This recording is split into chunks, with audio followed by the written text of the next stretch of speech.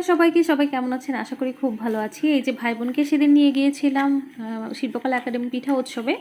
তো পিঠা উৎসবে গিয়ে তো পিঠা খাওয়ার কোনো নাম নেই। এই যে ভাই বোন তো খুব মজা করছিল, কিন্তু এই যে বোন তো ভাইকে খুব আদর করছিল, কিন্তু ভাইয়ের একটুও ভালো লাগছিল না, ভাই শুধু হাত সরিয়ে দিচ্ছিল।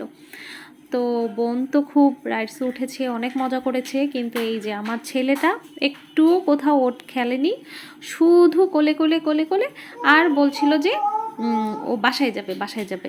ওর হয়তো ভালো লাগছিল না, কেন জানি না, অনেক মানুষ দেখে হয়তো ওই যে ওর বাবার কোলে দাঁড়িয়ে আছে, কিন্তু কিছুতেই তাকে এখানে উঠাতে পারেনি। এই যে ওর বোন কিন্তু ঠিকই এখানে উঠে সুন্দর খেলছিল, খুব খুশি মনে।